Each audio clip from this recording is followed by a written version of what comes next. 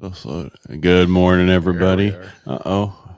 Huh? Yeah, I got to fix that. My Twitter's not going today. Twitter. Oh, no. Oh, no. What are you going to do? Cancel. Anyway, all right. What are we? I'm Ed Parcaut, and you're Mike Kelly. I guess you being here today is throwing me off, and we're Real Estate Jerky Daily. Thanks for being here. I finally made it back. That's good. Yeah, it was all just the facts. Just the facts, ma'am. Yeah, last week. It's kind of interesting to be in a place where there's absolutely no cell service and no internet. The camp did not provide. Usually there's a camp that'll provide, internet. No. Well, they have the satellite thing through Tesla, that one Starlink. Yep. They have a small portable one. Oh, do they? Yeah, these guys were talking about how it's smaller than the other one, and you can just take it and put it anywhere. My glamper unit has satellite, but it's $1,100 a year, and I thought, I don't satellite for what, TV? Yeah, for internet. Oh, really? And how often am I going to be gone? Do I need to spend $1,100? That's a lot of money. It is a lot of money. Starlink's not that much. I'm sure it's not. Yeah, you could just So I read some things, and it looks like you have some things that I read. So tell me about, what do you think Pal's going to do? Well, first of all, let's talk about inventory. Inventory's up again this week. So we're up to 698,473. So it's an increase of 57. So 5,721. Only 6. Last week we were up also. Low. I know, but hey, if you double that, we're almost at the normal for 1.2 that we normally would do. Exactly. So we're still low. Things are out there where rates have improved, improved back to where they were. Mm-hmm. But they're not like the lowest we've ever seen. They're low. They're about like last year. We've been here before in other years, and they were like, okay, are the buyers coming out for this? And I think the buyers are just waiting. There's a lot of them are waiting until the election to see where it's going. Yeah. And now you got what's her name saying, well, I'm going to give $25,000 to first-time home buyers and really mess up the market.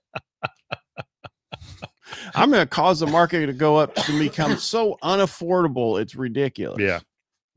I want to do 3 million homes by the time I'm out of here. I'm going to say whatever I have to say to get as many votes as possible. Yeah. Well, that's exactly what they're doing. And the problem is, I know the problem is it would be okay if they would do what they say they're going to do, but they don't. They just, here's my promises to get elected, and then I'm going the other way. Yeah. The real thing is all this stuff that they're spending. I don't care either side saying they're going to do this. It's us who pay for it, the taxpayers. Yep. All right. So what's going on? Fed. So this week there's only a little bit of news. So we got Wednesday Fed minutes from last time they met. 20-year bond auction. So really not much news on Wednesday. Thursday's existing home sales. I think initial jobless claims, and then they start the Jackson Hole meeting. The Jackson Hole meeting. Did you have questions about that? No, that's what I was reading this morning. Go ahead. Yeah. So each year they meet in Wyoming. Woo! Where should we meet? Let's go to Wyoming. Let's go where man or man and the sheep fear it. Yeah. This meeting, they look at long-term outlook for the Fed funds rate. And again, it kicks off on Thursday. He'll speak on Friday after it's over.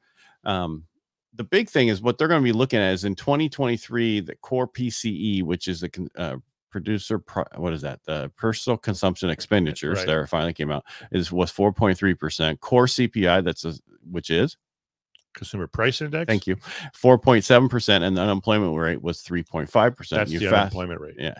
Thank you. In 2024, where we are now, the core PCE is 2.6, core CPI is 3.2. And unemployment rate is 4.3%.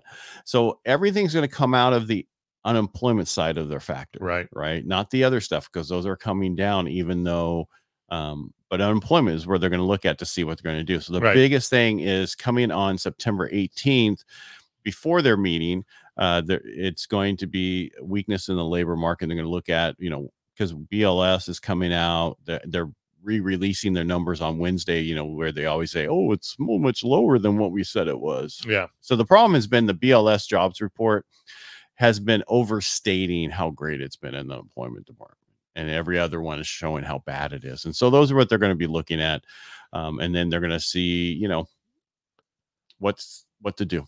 Yeah. So the question really is, there's probably a quarter coming in September, but the question is going to be, as the unemployment rate gets worse, then they're going to potentially do 50 basis points. Or they could turn around and say, we're not doing a damn thing and want this to get worse. Yeah, exactly.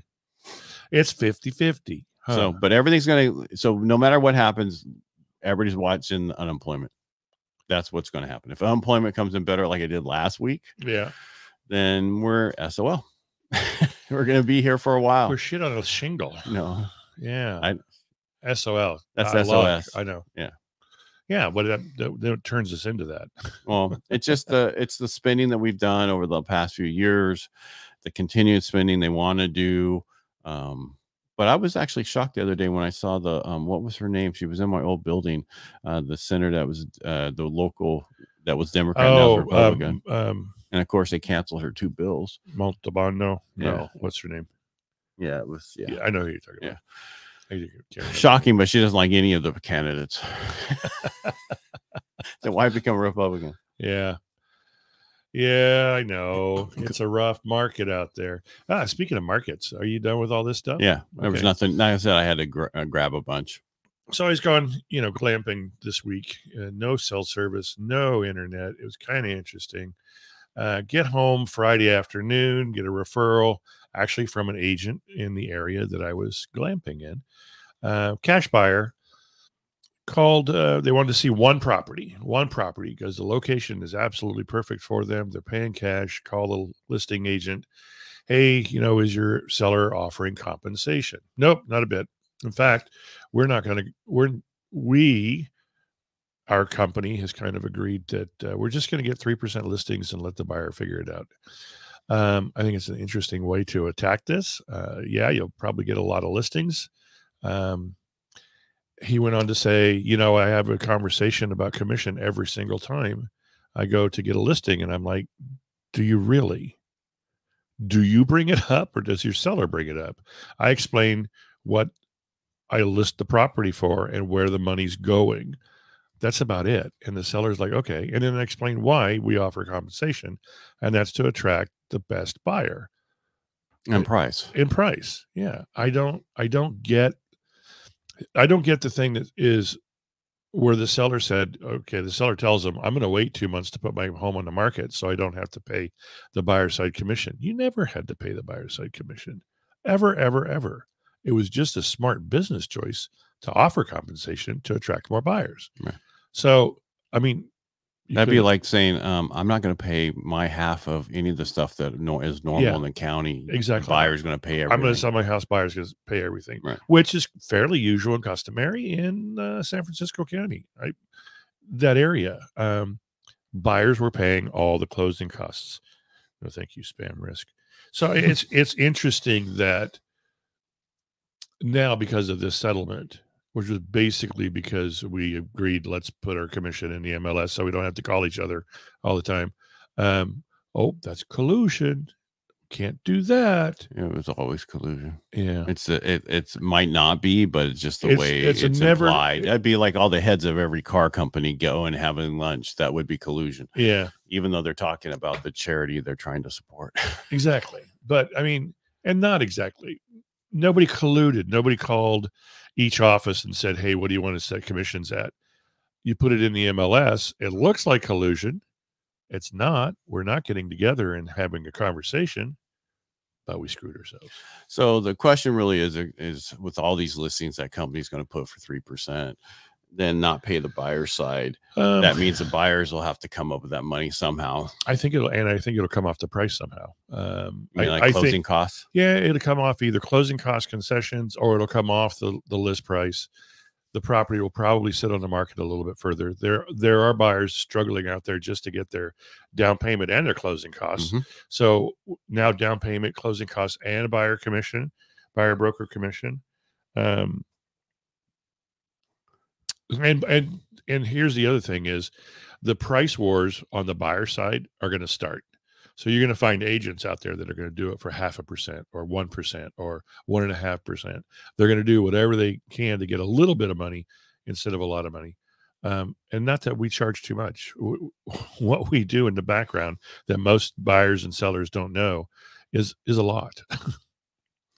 And we keep you out of court 9 times out of 10. So this is basically almost like back when you guys would take motorcycles for commission and other things and go sell them. Yep. boats, motorcycles, RVs, dishwashers. No, I never took a dishwasher. They just stop by the house constantly and wash your dishes. Yeah. Yeah, it's an interesting thing. It's what's interesting to me is that everybody's saying these new rules. The only new rule is you can't put your commission in the MLS. Right. That's it. But now they're taking it so far the opposite way to manipulate the system. And I blame the media. What? They're complacent on more than just who. Yeah, they, these writers are like, oh, I got a great story. This is going to change the face of the market, and this is going to cause prices to drop. It may cause prices to drop. It's going to cause the market to slow. Yeah. And that would cause the prices to drop because of this, not because there's a problem, but just because people can't afford to pay it. I think if you're a smart seller, you offer compensation to the cooperating broker. The cooperating broker will have to call your agent, but you offer the compensation to the cooperating broker, and you will sell quicker and for more money. Right, because I mean, if they have less, this is just like the discount brokerages. Yeah. Now everybody's a discount brokerage. Right. So you only offer 3%. The buyer's got to come up with their own money because you're a discount brokerage, and you'll sit on the market for 147 days. And you say, what did I lose? Did I lose 30% on my price, or did I? But at least I saved 2.5%, right? So here's my question: when those listing agents have listed it for 3% and nothing to the buyer's agent, are they doing both sides now? Most likely, and they probably have a clause in their commission structure that if they do both sides, they want 4.5% or 5%. So the seller's not going to save much. So but they'll leave money on the table. Well, but my question would be: is if that's the case, somebody should take them to court. Because in their contract, they are paying a buyer side commission. Right. And then that would be technically, they've implied that they will. Right. Just to themselves. Right. Yeah. It's an interesting thing. And there will be multiple lawsuits as a result of this. The unforeseen consequences of this settlement is people are acting like it's the wild, wild west out there. And we're all going to figure out our own way of doing things and getting around it. And then some attorney's going to catch wind of it, and another class action suit will arise. Yeah. Well, I mean, there are the three top people who are the top listing these 2-3 guys who are their individual companies. I mean, they're doing like 2,800 homes a year. Their thing is just sign it. Here's some documents, here's some stuff, and keep moving. Yeah. And they don't give any support. Right. And so there are systems that work like that. But the question overall, most of them need both sides to make sure the transaction works. I'll let you know right now, I'm going to do business as usual. I won't be putting it through the MLS because you can't. There's no place to put it. And give me a call. You'll have a fun conversation with me. We can chit-chat. You can't highlight little like letters. Oh, I could throughout the whole thing. There are so many puns and stuff coming on. Like here's my phone number: 2.5%, 3.0%. Just call me. I'm happy to share. Yeah, but I mean, and my sellers know exactly what's going on, and it's to be able to attract the highest, best price with the best terms for my seller. But some of these companies are just trying to get the most listings. They don't care about anything else. No. They don't care about the buyer side. They only care about the seller side. That's all they do. And those are, and that's exactly what I meant to say with those three people. They're exactly. Like, we don't care. We don't care about the buyer side. We only care about the listing side. Yeah.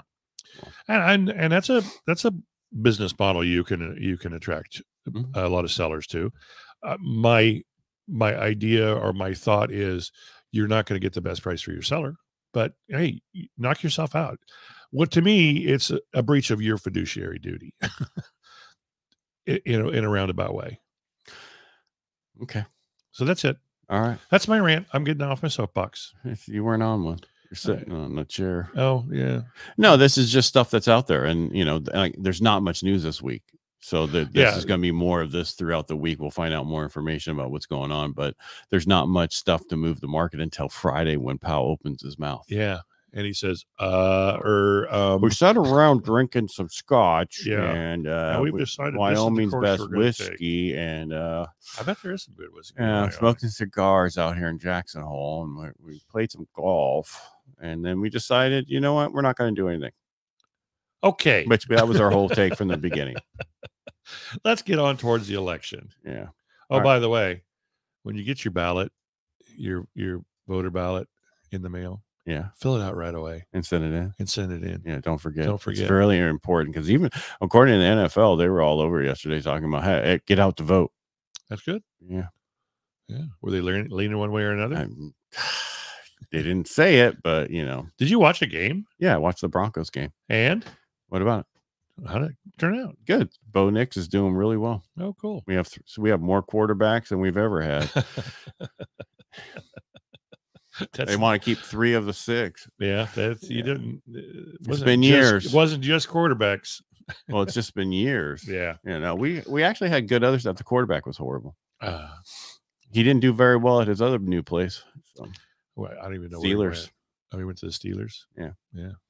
They're going to pick who they're going to keep. Well, you traded him. How are you going to get rid of him? Yeah, and he's probably got a great contract to where it doesn't matter whether he plays or. He's got a great contract. As if he got hurt, we would have had to pay forever. Don't hurt him. And that's why they traded him. Keep him in bubble wrap. All right, that's all I have. Have a great day, guys. And I know it's preseason, but it's for 2 more weeks. But I wanted to see how well our quarterback's going to do, and they're doing pretty well. Yeah. So, all right. All right. Thanks for being here, and we'll talk to you tomorrow. Bye, kids. Bye. Make a great day and go sell a house. Yeah.